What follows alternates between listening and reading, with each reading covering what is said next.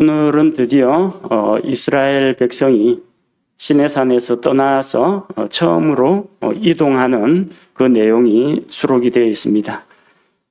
여러분 가지고 있는 그 지도를 이따가 참조해서 진행을 하도록 하겠습니다. 자, 이스라엘 자손이 이동을 시작했는데, 이동을 시작하게 된 것은 하나님의 영광의 구름이 성소 위에 머물러 있다가 떠올랐기 때문에 그들이 출발을 한 것입니다. 자, 우리가 살펴본 바와 같이 11절 말씀해 보니까 둘째 해 둘째 달 20일에 구름이 증언의 성막에서 떠오르매, 구름이 성막에서 떠오른다는 것은 이제 장막을 걷고 짐을 꾸려가지고 행군을 시작하는 것을 의미합니다. 이집트에서 나온 지 제2년 2월 20일에 구름이 떠올랐고 이제 이때 처음으로 행군을 시작하게 됩니다. 그리고 12절에 보니까 그들이 이동한 여정이 이스라엘 자손이 시내 광야에서부터 이동하였고 바란 광야에 구름이 머물렀다, 그렇게 기록이 되어 있습니다.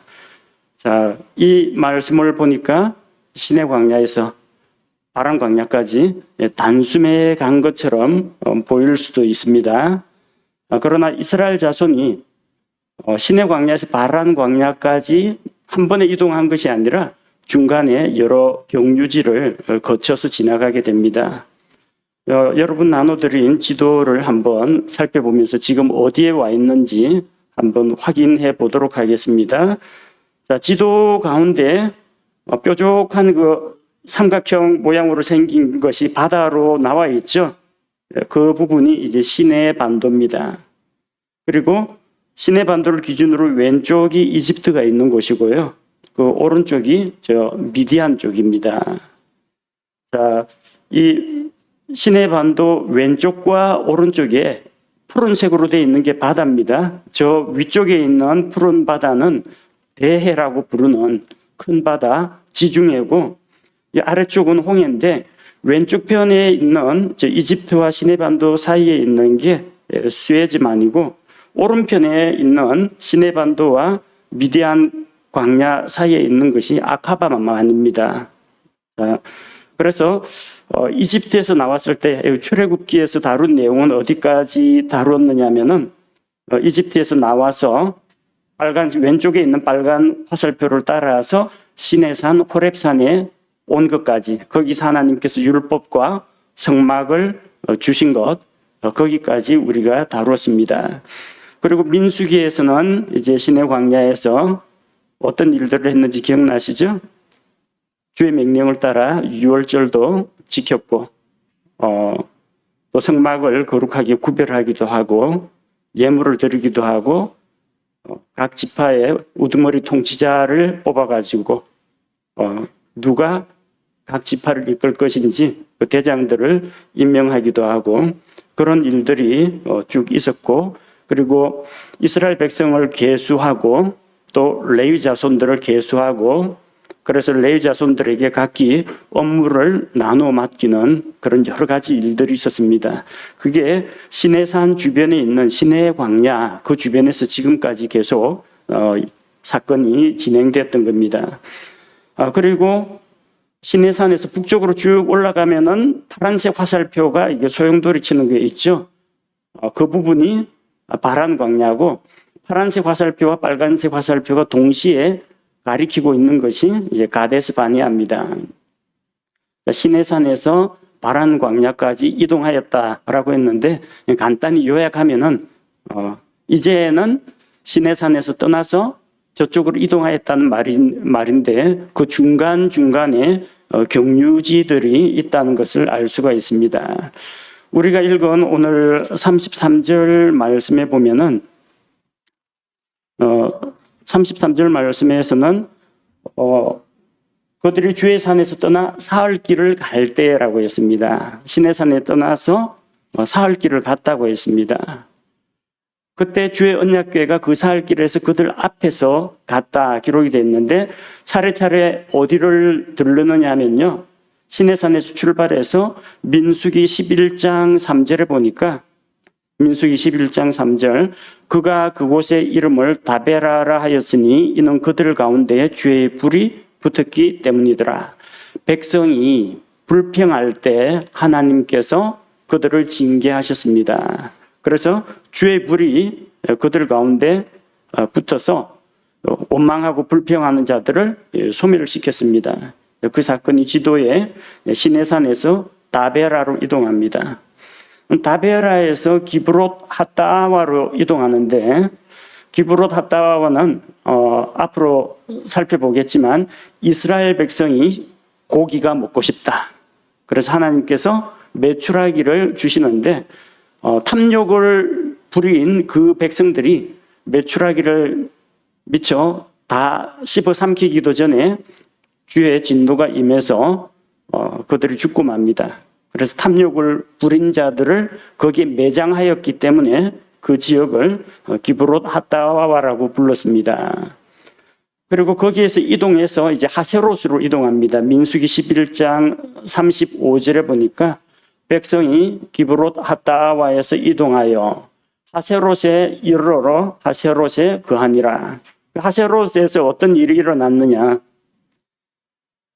모세를 아론과 미리암이 자기들의 지도자인 모세를 비방합니다. 그리고 그 결과 하나님께서 미리암을 징계하십니다. 아론은 하나님의 대제사장이기 때문에 언제나 거룩함을 유지해야 하기 때문에 아론은 나병에 걸리지 않고 미리암이 나병에 걸렸습니다. 나병에 걸려서 모세가 하나님 앞에 간구하니까 하나님께서 7일간 격리시키도록 합니다. 이스라엘 진영 밖으로 7일간 격리되어 있다가 미리암이 다시 진영에 들어옵니다. 자, 그 이후에 민수기 12장 16절 그 뒤에 백성이 하세롯에서부터 움직여 바란 광야에 진을 치니라. 그 뒤라는 것은 미리암의 격리 기간이 끝나고 미리암이 진영으로 복귀한 다음에 그 다음에 백성이 다시 출발해서 하세롯에서 출발해서 바란 광야로 가게 됩니다. 물론 그 중간중간에도 아마 어떤 지명들, 그들이 거쳐간 지명들이 있겠지만 성경에 기록된 것을 살펴보면 시내 광야에서 다베라, 기브롯 핫다와 하세롯 그리고 바란 광야까지 이렇게 이동하는 여정이었다는 것을 볼 수가 있습니다. 즉 12절 말씀은 시내 광야에서 바란 광야까지의 여정을 간략하게 요약한 것이다. 그렇게 생각하면 됩니다. 그 사이에 있었던 일은 앞으로 우리 민수기 10장 이후부터 12장 16절까지의 기록이 되어 있습니다. 자, 우리 오늘 읽은 13절 말씀에 보니까 그들이 모세의 손으로 주신 주의 명령에 따라 처음으로 이동하였더라. 자, 이것이 이스라엘 백성이 하나님께서 모세를 통해서 하신 말씀을 따라서 처음으로 이동한 것입니다. 이스라엘 백성은 모세를 통해서 하나님의 말씀을 들었습니다. 그리고 이스라엘 백성은 그것을 모세의 말로 듣지 않고 주의 말씀으로 들었습니다. 주의 말씀에 따라 진을 치고 주의 말씀에 따라 진영이 이동을 한 것입니다. 그리고 14절에서 28절까지 말씀은 이스라엘 백성이 이제 드디어 출발하는데 출발하는 각 순서를 차례차례 소개하고 있습니다. 14절에서 16절 말씀에는 유다 자손의 진영입니다. 유다 지파를 포함해서 이사갈, 스불론 지파가 함께 이동합니다. 이들은 성막을 기준으로 동쪽에 진을 치고 있던 지파들이었습니다. 그래서 유다 지파에서는 암미나답의 아들 나손이 지휘했고, 나손은 예수 그리스도의 조상 가운데 한 사람입니다. 나손이 살몬을 낳고 살몬은 보아스를 낳고 이렇게 예수 그리스도의 계보에 등장하는 사람입니다. 그리고 유다 지파를 중심으로 이사갈 지파와 스불론 지파가 함께 동쪽에 진을 쳤는데 이사갈 지파에서는 수알의 아들 느다네엘이 지휘했고 스불론 지파는 헬론의 아들 엘리압이 지휘했습니다. 왜 우두머리 통치자들을 뽑았는지 이제 밝혀지는 겁니다. 그리고 이스라엘 각 지파들이 성막을 중심으로 어떻게 진영을 편성할 것인지, 그리고 그들이 어떠한 순서로 출발할 것인지, 동쪽, 남쪽, 서쪽, 북쪽 순으로 이동하는데 앞서 각 지파들의 진영 편성 그 표가 이제 그대로 이 이동하는 순서하고 관련이 있다는 것을 볼 수 있습니다. 자, 17절에는 게르손 족속과 무라리 족속이 성막을 걷어서 메고 나아간다고 했습니다.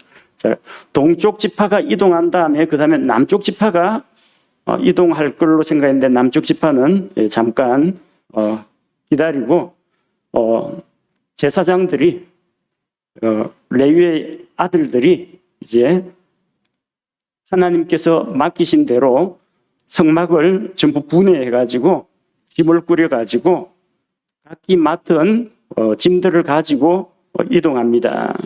어떤 것들은 어깨에 매야 하는 것이 있고요. 어떤 것들은 수레에 싣고 가야 하는 것들도 있습니다. 그래서 게르손 족속은 성막의 덮개, 휘장, 현수막 등 이 덮는 것을 담당했습니다. 주로 천, 커튼, 휘장, 가죽 덮개, 그것들 붙잡아 매일 수 있는 줄이나 끈 이런 것들입니다. 무라리 족속은 성막의 골조 뼈대를 담당했습니다. 성막의 널빤지, 기둥 상당히 무겁죠. 자, 그들이 이동한 다음에 18절에서 20절 보니까 이제는 남쪽이 이동합니다. 고핫 족속은 어디 갔어요? 잠시 뒤에 나옵니다. 르우벤 자손의 진영이 남쪽 편에 위치했습니다. 르우벤 지파와 시므온 지파, 갓 지파가 남쪽에 위치하고 있었습니다. 르우벤 지파는 스데울의 아들 엘리술이 지휘했습니다. 그리고 시므온 지파는 수리사떼의 아들 슬루미엘이 지휘했고 갓 지파는 두우엘의 아들 엘리아삽이 지휘했습니다. 그래서 나팔을 불면은 동쪽 지파가 경고 나팔, 울림 소리가 있는 나팔을 불면 동쪽 지파가 나아가고 그다음 남쪽 지파가 나아갑니다. 그 동쪽과 남쪽 그 사이에 성막의 뼈대와 성막의 덮개가 출발하게 됩니다. 그 다음에 21절에 보니까 고핫 족속이 성소를 메고 앞으로 나아갔습니다. 성소를 맸다는 게 성소라는 이 전체에 구조물을 메고 갔다 그런 이야기가 아니고요. 고핫 족속이 담당한 것이 뭡니까? 성소 안에 있는 가장 중요한 기물들입니다. 성소 안에 있는 순금으로 된 등잔대, 빵을 진열하는 상, 분향제단, 그리고 휘장 안쪽에 있는 언약궤, 가장 중요한 거죠. 성소는 하나님께서 임재하시는 곳을 성소라고 합니다. 넓게는 그 이스라엘 백성의 광야의 성막, 그것을 성소라고 할 수가 있고, 또 성소와 지성소로 구성되어 있는 그 구조물을 성소라고 하기도 합니다. 근데 그거는 앞쪽에서 이미 게르손, 무라리 족속이 다 메고 갔습니다. 고핫 족속은 하나님의 영광이 임재하는 곳, 어디입니까? 언약궤 뚜껑 위 두 그룹의 날개 아래 긍휼의 자리, 거기 하나님의 영광이 임합니다. 그것을 본문에서는 성소로 표현한 겁니다. 즉 언약궤와 성소 안에 있는 중요 기물들이 따라가기 시작합니다. 물론 나중에 소개하겠지만 이 가운데서 언약궤는 제일 선두로 다시 이동해야 됩니다. 순서가 이렇게 된 이유는요, 이렇게 쭉 순서대로 이동하다가 만약에 구름이 다시 머물면, 구름 기둥이 머물게 되면은 진을 쳐야 할 거 아닙니까? 그러면은 게르손 족속과 무라리 족속이 먼저 가 있어야 됩니다. 무라리 족속이 골조를 세우고 게르손 족속이 덮개를 덮고, 그래야만 고핫 족속이 뒤따라오다가 그 안에 기물들을 제자리에 갖다 놓을 수가 있는 겁니다. 그래서 게르손 므라리보다는 고핫 족속은 더 뒤쪽에 있습니다.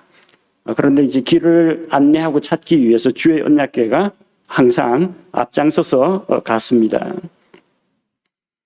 자, 그리고 22절과 24절에 보니까 이제 남쪽 진영에 이어서 서쪽 진영이 이동합니다. 서쪽은 에브라임 자손의 진영인데, 자, 에브라임 지파에서는 암미후스의 아들 엘리사마가 이 무리를 인도했고, 또 에브라임 지파와 함께 진을 친 므낫세와 베냐민 지파가 있죠. 므낫세 지파에서는 부다술의 아들 가말리엘이 지휘를 했고, 베냐민 지파에서는 기드온의 아들 아비단이 지휘했다고 기록되어 있습니다. 그리고 또다시 이제 나팔이 울려 퍼지겠죠. 그러면 북쪽에 있는 진영이 이동합니다. 단 자손의 진영입니다. 단 자손의 진영은 모든 지파들의 마지막 후위대를 맡았습니다. 단 지파와 함께 아셀과 납달리 지파가 함께 진을 쳤습니다. 단 지파에서는 암미사테의 아들 아히에셀이 지휘했고, 아셀 지파에는 오그란의 아들 바기엘이 지휘했고, 납달리 지파는 에난의 아들 아히라가 지휘했다, 그렇게 기록이 되어 있습니다. 그래서 28절에서는 그 이동하는 순서에 대해서 이스라엘 자손이 앞으로 나아갈 때에 그들의 군대대로 이와 같이 이동하니라. 그들은 이집트 땅에서 노예 생활을 하던 노예 민족이었습니다. 그러나 이제 시내산 언약을 통해서 하나님의 백성이 되었고, 하나님의 선택받은 민족, 제사장 왕국, 하나님의 특별한 법에 거룩한 민족이 되었습니다. 그들은 이제 하나님의 군대가 되어서 앞으로 나아갑니다. 그들이 나아가는 그 여정은 군대대로 이동을 했기 때문에 그들은 하나님의 군사로서 하나님께서 약속하신 그 약속의 땅, 가나안 땅을 점령하러 가는 것입니다. 우리가 예수 그리스도의 군사로서 대적들을 물리치고 마귀에게 사로잡힌 자를 구출하는 것과 같이 그들에게는 저 우상숭배하는 민족들을 다 멸하고 그곳에 하나님의 도시, 하나님의 왕국을 건설할 그런 책임이 주어졌던 것입니다. 그리고 그 다음에 나오는 내용은 29절에서 32절 말씀에 모세가 자기의 장인을 이스라엘 백성과 함께 동행시켜서 함께 약속의 땅으로 데려가고 싶어하는 그 내용이 기록되어 있습니다. 정말 우리가 본받아야 할 그런 마음가짐 중에 한 가지입니다. 성경에 최초로 기록된 하나님의 백성이 이방 민족을 나와 함께 하나님께서 약속하신 것을 얻으러 가자, 그렇게 부르는 초청의 메시지입니다. 29절 말씀해 보니까 모세가 자기 장인 호밥에게 함께 갈 것을 제안합니다.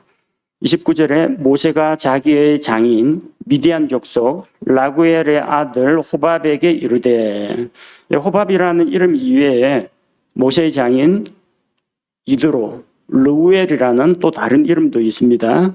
주께서 이르시기를 내가 너희에게 그것을 주리라 한 곳으로, 어디입니까? 가나안 땅이죠. 우리가 이동하니 당신은 우리와 함께 가소서. 우리가 당신을 선대하리이다. 선하게 대우하리이다. 주께서 이스라엘에 관하여 선하게 말씀하셨나이다 하며, 하나님께서 우리에게 약속하신 젖과 꿀이 흐르는 땅으로 우리가 가는데 우리와 함께 갑시다. 우리와 함께 가면 우리가 당신을 선대하겠습니다. 하나님께서 이스라엘에게 선을 말씀하셨다. 복을 약속하셨다. 이 복을 함께 우리와 함께 누리자. 우리와 함께 가자. 그런 초청과 권면입니다. 자, 그런데 이제 30절에 보니까 호밥이 이 제안을 거절하는 것을 볼 수가 있습니다. 그가 그에게 이르되 나는 가지 아니하고 내 땅, 내 친족에게로 떠나가리라 하니. 호밥은 모세의 제안을 거절하고 자기가 살던 땅, 자기 민족에게로 돌아갑니다. 어디입니까? 미디안입니다. 이 이드로는 이방 신을 섬기는 이방의 제사장입니다. 미디안의 제사장 출신이에요. 출애굽기 2장 16절에 보니까 모세가 이집트에서 살인자로서 이제 쫓기는 몸이 되어 가지고 미디안 광야로 갔습니다. 근데 미디안 제사장에게 딸 7이 있었는데 그들이 양을 치는데 양들에게 물 먹이는 걸 모세가 도와주고 그래서 그 집에 초대를 받아서 갔는데 그 이드로의 딸 시포라와 결혼해서 장인의 집에서 처가살이를 하면서 모세는 양치기, 목자가 된 것입니다. 자, 이 미디안의 제사장, 하나님의 제사장이 아닙니다. 이방신을 섬긴 제사장이에요. 그가 미디안으로 돌아간다는 것은 뭘 말하느냐 하면은 단순히 미디안이란 이 영토, 아까 지도에 나오는 그 시내 반도 오른편에 있는 그 미디안 땅, 그 지역으로 돌아간다는 것이 아니라 돌아가면 뭐 할 겁니까? 옛날 자기 백성에게로 돌아가는 걸 말합니다. 옛날 자기가 믿던 그 종교와 자기가 섬기던 신들에게로 돌아가는 것을 의미합니다. 모세가 이걸 왜 모르겠습니까? 거기서 40년 동안 같이 살았는데. 그래서 제발 그 헛된 우상숭배를 버리고 함께 이스라엘 백성과 함께 약속의 땅으로 가자는 겁니다. 미디안의 신들과 미디안 백성들, 미디안의 종교는 버려두고 가자라는 겁니다. 이렇게 딱 잡아채려고 하는데 그는 자기가 섬기던 신들에게로 돌아가겠다고 합니다. 그래서 출애굽기에서는 출애굽기 18장 27절에서 이 모세의 장인 이드로, 르우엘, 호밥 동일 인물입니다. 이름이 세 가지라서 돌아갔다고 되어 있습니다. 이스라엘 진영에서 떠났습니다. 뭐 이걸 가지고 조금 신학자들 사이에는 호밥이 모세 장인이 이스라엘 백성과 함께 따라갔다, 따라가지 않았다 의견이 갈립니다. 뒤에 나오는 성경의 역사를 보면은 모세의 장인은 미디안 사람인데 겐 족속으로 불립니다. 근데 이스라엘 백성이 계속해서 겐 족속과 친분 관계를 유지합니다. 뭘 보면 알 수 있느냐면 사사기 1장 16절에 보면요. 모세의 장인 겐 족속의 자손이 유다 자손과 함께 거했다. 기록되어 있습니다. 그리고 겐 족속에 이건 사사기 1장 17절에 보면 겐 족속 헤벨의 아내 야엘이 시스라를 죽입니다. 말뚝으로 관자놀이를 쳐서 죽이죠. 이스라엘에게 우호적이었다는 겁니다. 친분 관계가 있고. 그 다음에 사무엘기상 15장 6절을 보면 이제 이스라엘 왕정 시대가 되었는데 사울이 아말렉을 치려고 할 때 겐 족속에게 괜히 그 전쟁이 일어났는데 휩쓸리지 말고 대피하라고 미리 일러줍니다. 그렇게 이스라엘 백성이 겐 족속에게 친절을 베풀어 줍니다. 그래서 일부 신학자들은 아마도 이 호밥이 처음에 말로는 거절했는데 따라가지 않았겠느냐 그렇게 추측하는 사람도 있습니다. 그런데 여기 말하는 그 겐 족속은 모세의 장인이 아닙니다. 모세의 장인이 속한 부족입니다. 미디안 사람인데 겐 족속입니다. 그 장인이 겐 족속이라는 거지 그 장인의 후손들이 이스라엘 백성하고 함께 살았고 친분 관계를 유지했고 서로 왕래가 있었고 그런 의미가 아니고 겐 족속이 그랬다는 이야기입니다. 오늘 우리가 읽은 이 본문 말씀처럼 나는 내 백성에게로 미디안 땅으로 돌아가겠다. 그 이후에 이 호밥은 연결이 끊어집니다. 더 이상 안 나와요. 출애굽기에서는 모세에게 나와서 이제 모세가 과중한 업무에 시달리니까 업무 분담하는 것을 조언을 해주고 떠나는 걸로 나와 있습니다. 그가 다시 돌아오는 내용은 성경에 기록이 나오지 않습니다. 그래서 뭐 여러 가지 추측은 할 수 있겠지만 우리는 성경이 맨 마지막까지 뭘 말했느냐? 호밥이 떠난다는 의사를 밝혔다라는 거. 그리고 다시 돌이키지 않았다는 것. 그래서 아마도 호밥은 이스라엘 백성과 함께 이 가나안 땅으로 가는 여정에는 참여하지 못했을 것으로 봅니다. 모세가 호밥을 초청한 이유는 표면적인 이유, 그러니까 장인을 설득하는 근거는 뭐냐면은 31절에 나오는 것처럼 모세가 이르되 원하건대 우리를 떠나지 마소서. 당신은 우리가 광야에서 어떻게 진을 쳐야 할지 아나니 우리에게 눈을 대신하리이다.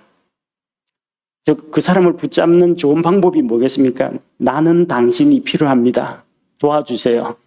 자존심도 세워주고 필요하니까 데려오려고 하는데, 이거는 이제 자기 장인을 설득하려고 한 겁니다. 당신은 미디안의 광야에 있었기 때문에 광야에서 진을 칠 것과 물을 찾는 것이나 광야에서 장막을 어떻게 쳐야 할지 우리에게 좋은 자가 될 수 있다는 이야기예요.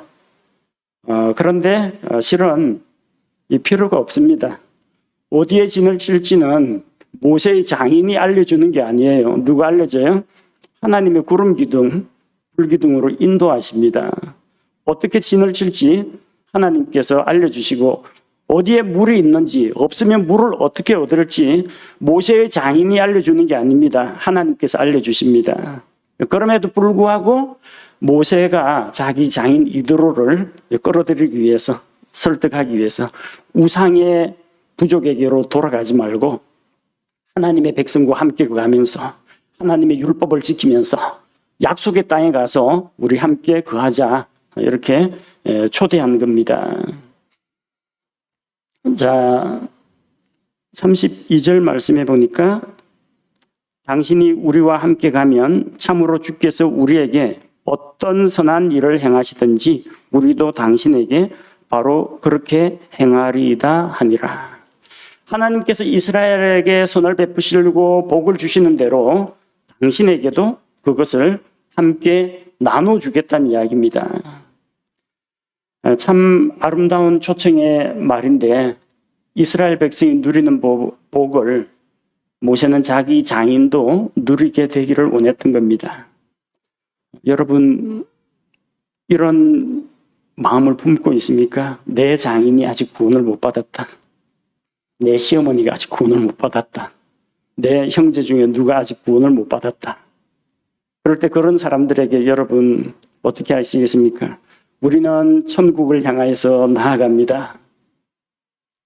당신도 하나님께서 주시는 구원과 영원한 생명과 복을 누리기 위해서 나와 함께 갑시다.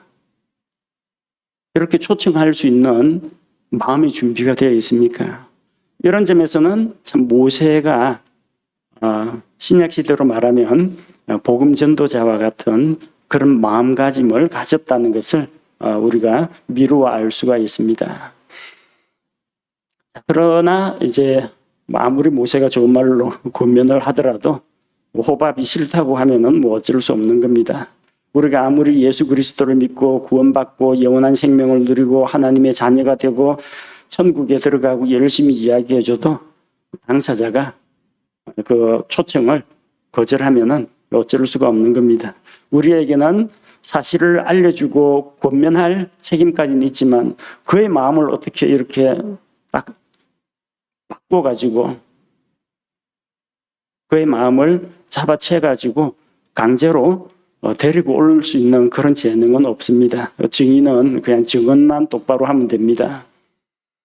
자, 그 다음으로 나오는 내용이 하나님께서 자기 백성을 광야에서 친히 인도하셨다는 내용입니다. 33절 이하에 보니까 그들이 주의 산에서 떠나 사흘길을 갈 때 주의 언약궤가 그 사흘길에서 그들 앞에서 가며 그들을 위해 안식할 곳을 찾았고, 이스라엘 백성은 주의 산을 떠나서 신의 산 호렙산을 떠나서 사흘 동안 길을 갔습니다.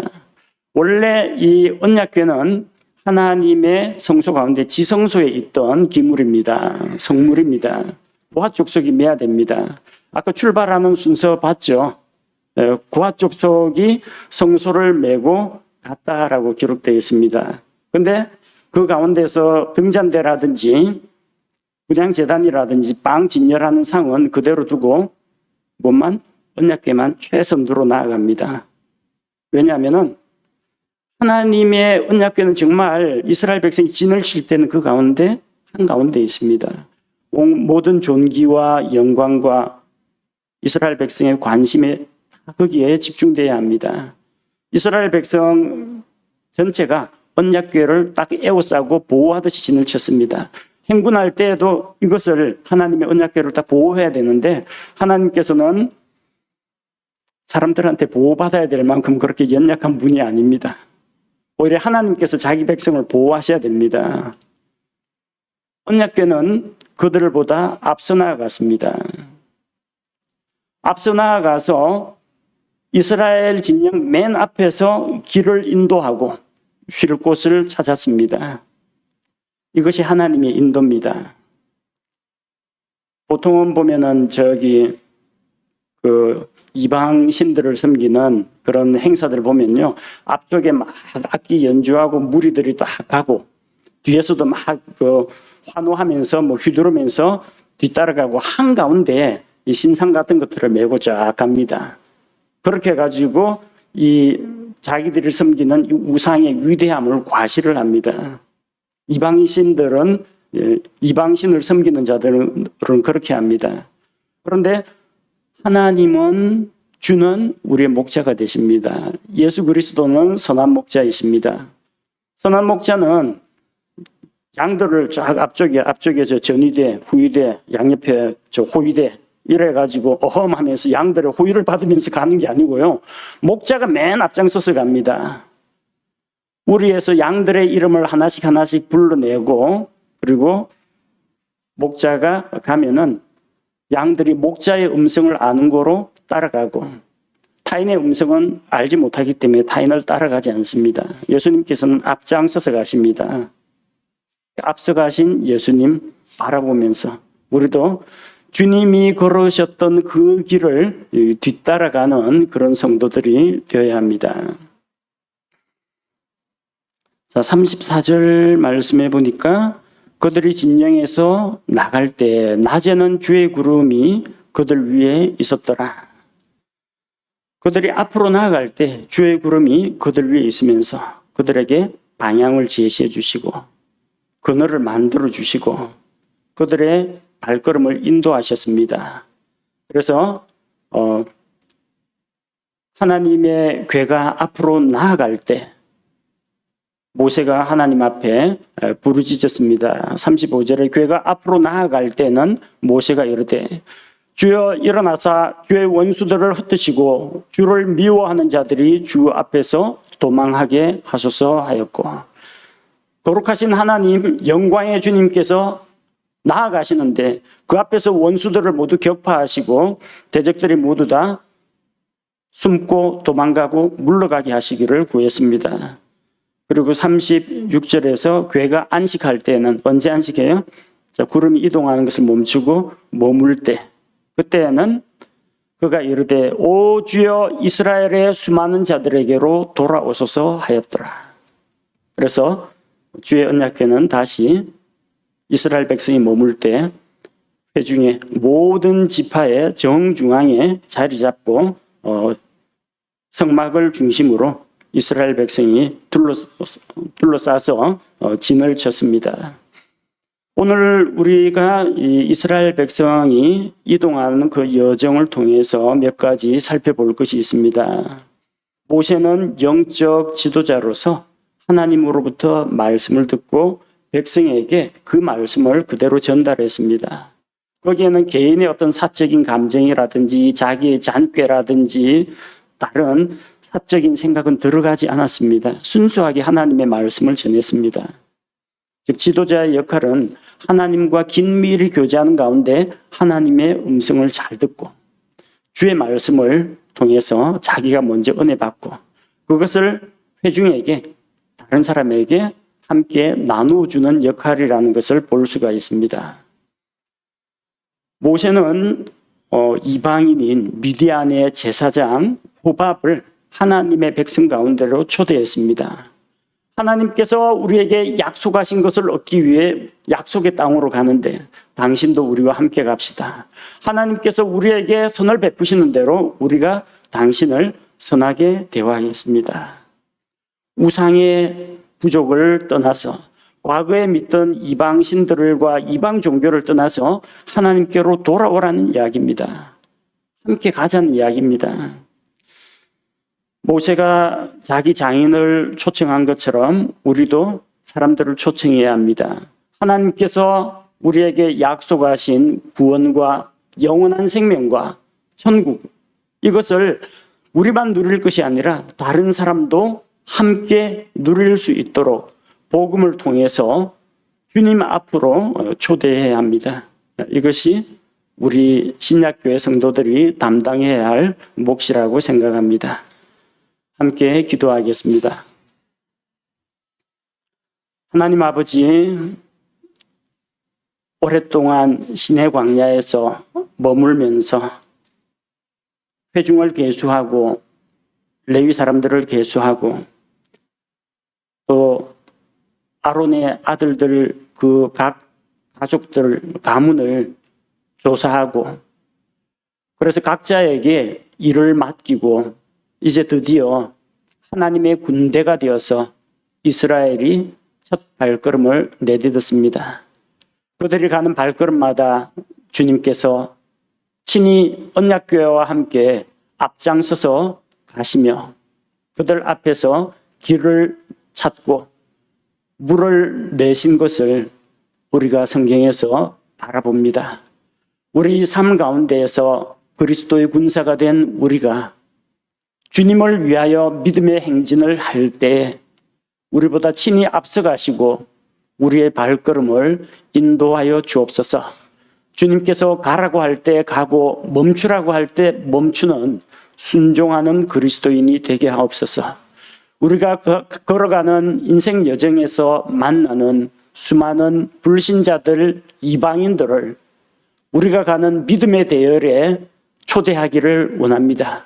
하나님의 약속과 우리에게 보장되어 있는 주님의 복을 사람들에게 소개하고 함께 천국을 향해 가자고 강하게 초청하고 권면할 때 우리 입술을 사용해서 하나님께서 그들을 구원하여 주옵소서.